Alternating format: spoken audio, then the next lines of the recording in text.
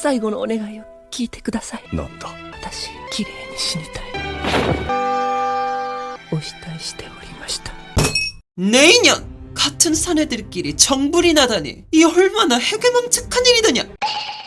여러분 안녕하세요. 얼마 전 저는 TV를 보다가 굉장히 놀랐는데요. 바로 화제의 BL 드라마 시멘틱 에러가 출발 비디오 여행에 나왔기 때문입니다. 웹소설, 웹툰, 웹드라마 가리지 않고 수많은 BL 작품들이 쏟아져 나오고 있지만 BL 드라마가 공중파에서 소개되는 모습은 정말 쉽게 상상하지 못했던 부분인데요. 이걸 보고 참 세상이 많이 변했구나 라고 느끼면서 한편으로는 과연 이전에는 세상이 어땠길래 이렇게 세상이 변했다고 하는 것일까 라는 생각이 들면서 오늘은 여러분들께 과거 한국 애니메이션의 심의와 검열은 어떻게 이루어졌을까를 주제로 영상을 만들어 보았습니다. 자, 그럼 시작해 볼까요? 세일러문으로 알아보는 90년대 한국의 만화 검열.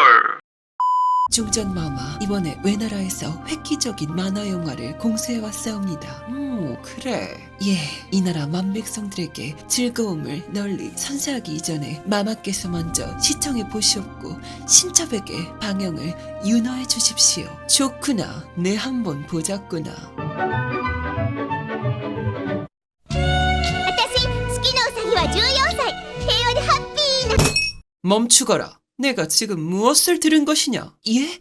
마마, 어찌 그러시옵니까? 지금 스키노 우사기라고 하였느냐? 이것은 외나라식의 이름이 아니더냐? 예, 마마. 주인공의 이름 스키노 우사기는 달의 토끼라는 뜻으로.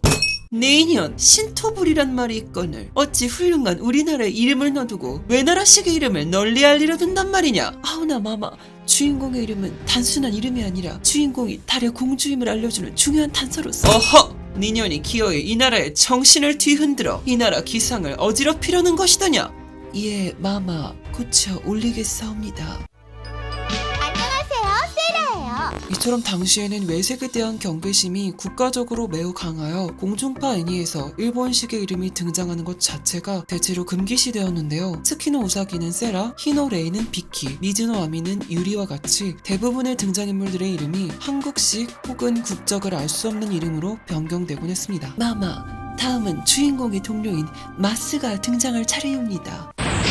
うちの神社に災いをもたらそうったって、そうはいきませんわよ。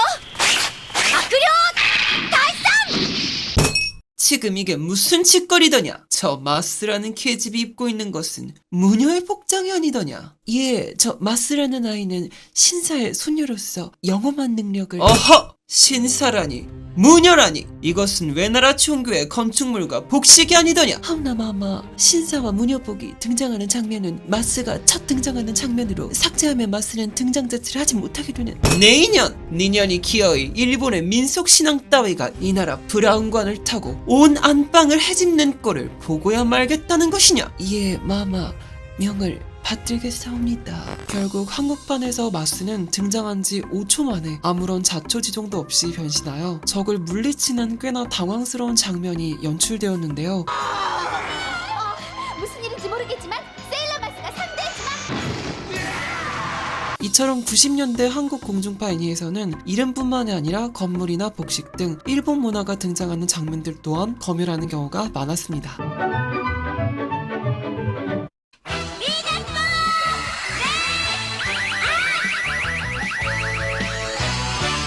내가 지금 무엇을 본 것이더냐? 예? 마마, 무슨 이 벌건 백주 대낮에 아녀자가 속살을 내보이다니 이 무슨 망측한 일이더냐? 하지만 속살을 드러내는 장면이 변신 장면에 7할가량이 되었는지라. 어허! 네가 지금 이 나라가 수백 년간 지켜온 풍기와 정조를 무너뜨리고야 말겠다는 것이냐? 네가 이리도 문란하기 짝이 없는 작자이지 내 오늘 처음 알았구나. 예, 분부대로 하겠습니다.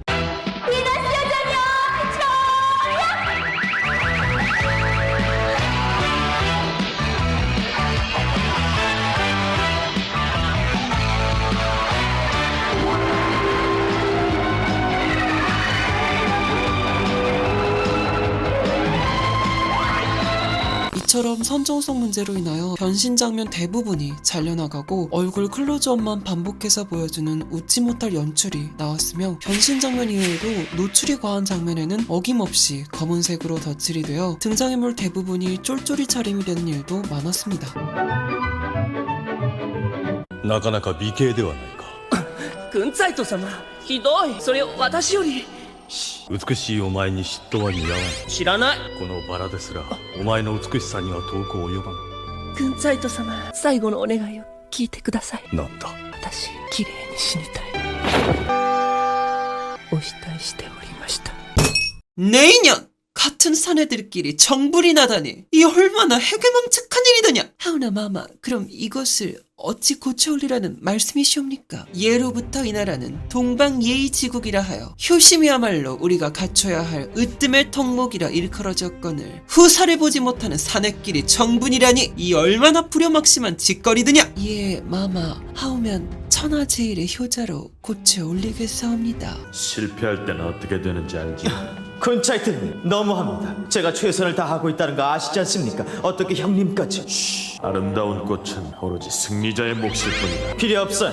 이 꽃을 어머니께 갖다 드리면 무척 기뻐하실걸.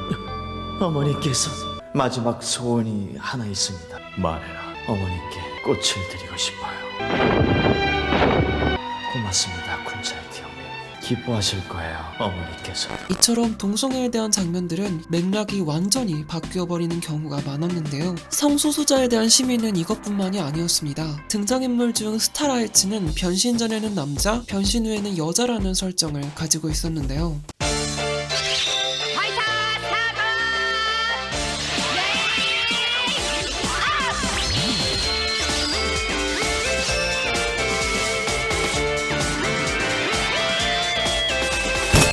내인년! 벼랑간 사내가 계집으로 변모하다니 남녀 유별이라 하여 사내와 계집 사이에는 지엄한 분별이 있는 것이거늘 니년이 정녕 미친 게로구나! 마마 아래옵기 황공하오나 근자에는 트랜스젠더라 하여 뭐라? 트랜스젠더? 하! 그럼 니년이 스스로를 트랜스 중전마마라 칭한다면 니년이 이 중전이 되는 것이더냐? 오냐, 니년이 이 교태전의 자리를 탐을 내고 있다는 추잡한 속내를 드디어 드러낸 것이로구나. 예?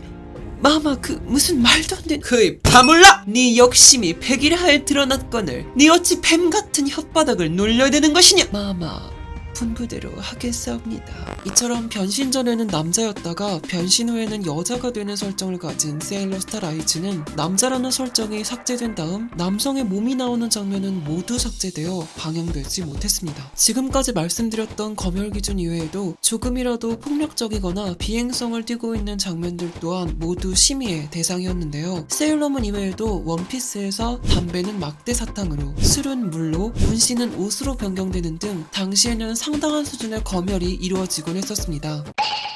그렇다면 당시의 공중파에서는 왜 이렇게 검열과 심의 기준을 높게 잡았던 것일까요? 먼저 외색에 대한 높은 검열의 이유는 바로 반일 감정이 높던 시대상 때문이었습니다. 일본 문화를 개방하기 전 한국의 반일 정서는 정부와 국민, 너나 할 것 없이 굉장히 높았습니다. 1991년 아키라라는 일본 애니메이션 영화가 일본 문화 상영 금지로 인해 상영되지 못하다가 홍콩 영화로 둔갑하여 심의를 통과했던 적이 있었는데요. 얼마 가지 않아 발각되어 영화관에서 내려가게 되는 해프닝이 있었을 만큼 당시 한국의 반일 정서는 상당했기에 이러한 공중파에서의 외색 노출을 매우 경계했던 것입니다. 그리고 두 번째로 폭력성과 비행성의 검열 기준이 높았던 이유는 바로 당시의 만화가 가지는 부정적인 인식이 정말 엄청났기 때문인데요. 당시의 만화의 위상은 오늘날의 게임과도 같았습니다. 얼마 전까지 어린이들의 만학의 근원이 게임이라고 여겨졌던 것처럼 당시에는 청소년들의 만학의 근원이 만화라고 여겨질 만큼 기성세대가 만화에 대해 가지는 반감이 정말 엄청났는데요. 여러 이유가 있지만 가장 결정적인 역할을 한 것은 한 어린이가 만화의 등장인물이 죽었다가 살아나는 모습을 보고 그를 따라하다 스스로 목숨을 잃어버리고만 사건이 발생했었기 때문인데요. 설상가상으로 각지의 만화 가게들이 비행 청소년들의 아지트와 같은 장소로 이용되면서 당시 사회에서의 만화는 그저 악으로 여겨지곤 했습니다. 그렇기 때문에 청소년들이 따라할 법한 담배나 술, 문신 제품 같은 것들마저 검열의 대상이 될 만큼 높은 수준의 검열이 이루어졌던 것이죠. 마지막으로 성소수자에 대한 검열 이유는 사실 여러분 모두 아실 것 같은데요. 영상 시작에서 말했듯이 최근에는 공중파 방송인 출발 비디오 여행에서도 BL 드라마인 시멘트 게러가 소개될 만큼 동성애를 바라보는 시선이 변화했지만 불과 몇 년 전까지만 해도 동성애는 질병이다 혹은 동성애가 등장하는 매체를 보게 되면 동성애자가 된다는 주장이 꽤나 많은 사람들에게서 주장되었습니다. 실제로 최근 출발 비디오 여행의 시멘트 게러 소개 후에 시청자 게시판에는 이러한 글이 올라왔습니다. 어린아이들도 시청할 수 있는 낮 시간대에 노출될 내용은 아니라고 보는데요. 잠시 제 눈을 의심했네요. 어떻게 동성 간의 사랑 이야기를 방송하나요? 아이들은 부모님의 지도 없이 시청하다 성 정체성에 혼란을 가져올 수 있다 생각합니다. 동성애를 비난하고 싶진 않지만 옹호할 건 아니라 봅니다. 물론 오늘날에는 이러한 글에 그럼 장기 밀매하는 영화를 보면 장기 밀묘범이 되고 해리포터를 보면 마법사가 되겠네요? 라는 댓글이 달리는 시대이지만 앞서 설명했듯이 20세기 후반에는 만화 영화에서의 좋지 않은 모습을 보면 아이들은 무조건 그 행위를 따라한다는 분위기가 만연했고 당시 좋지 않은 따라해선 안 되는 것이라고 여겨졌던 동성애와 성소수자는 당연히 검열의 대상이 될 수밖에 없었던 것이죠. 자, 그럼 이렇게 과거의 한국 애니메이션의 검열에 대해서 알아보았는데요. 모든 일이 그러하듯 이런 검열의 방향에도 여러 가지 장단점이 있는 것 같습니다. 더 많은 창작물들이 자유롭게 세상에 나와 더 많은 이야기를 전달할 수 있게 되었다는 장점이 있지만 그만큼 어린아이들에게 적합하지 않은 콘텐츠들이 무분별하게 범람하고 있는 것이 아니냐는 우려 또한 제기되고 있으며 해외 콘텐츠들을 원본의 생동감을 그대로 가진 채 즐길 수 있게 되었다는 호평과 함께 해외의 색채가 과도하게 묻은 콘텐츠들이 국내에 가감없이 들어오는 것에 반발하는 목소리 또한 나오고 있는데요. 여러분은 이러한 국내의 콘텐츠 시장의 변화에 대해 어떻게 생각하시나요? 여러분의 생각을 댓글로 남겨주세요. 그럼 여기까지 덕질하며 분석하는 덕분이었고 그럼 오늘도 여러분 덕분입니다.